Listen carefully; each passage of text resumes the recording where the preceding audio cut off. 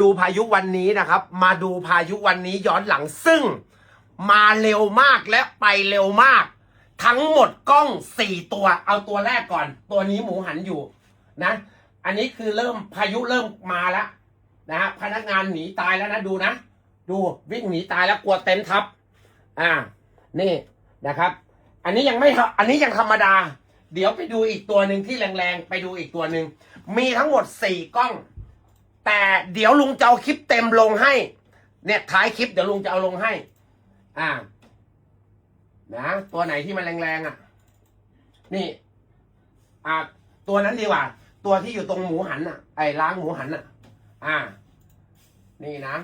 คือมันมาเร็วมากแล้วพายุแรงมากตั้งแต่เปิดร้านมาครั้งนี้แรงที่สุดนะครับนี่ตัวนี้นะฮะเต็นท์ตัวนี้พังไปแล้วนี่เต็นท์ตัวนี้พังไปแล้วอันนี้เอาเข้ามาใหม่ไปเอามาใหม่นะฮะซื้อมาใหม่แล้วก็นี่เดี๋ยวดูไปเลยครับช่วงนาทีที่นี่นะครับตอนนี้ฝนมาละฝนเริ่มมาลุงให้ยืนอยู่มุมนี้นะครับลุงให้ยืนเนี่ยพายุเริ่มมาแล้วครับดูจากใบไม้นะดูจากใบไม้ครับเดี๋ยวแป๊บหนึ่งกำลังอันนี้คือลุงบอกว่าเฮ้ยไปจับขาเต็นท์ไว้พอบอกไปจับขาเต็นท์คนจับก็เอาไม่อยู่ครับคนจับยังลอยไอ้นี่หนีแล้วไอ้นี่เริ่มหนีแล้วเริ่มหนีเข้าไปซุกใต้นี่ใต้มันเป็นใต้ถุนเนี่ยพายุมาแล้วครับนี่พัดเก้าอี้บันไดนี่มาแล้วครับเห็นไหมฮะมาแล้วครับ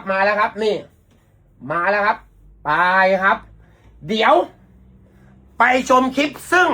รถก็เกิดความเสียหายนะครับมีทั้งหมดที่เห็นชัดเจน4กล้องนะครับ4กล้องเดี๋ยวไปชมคลิปกันเลยครับ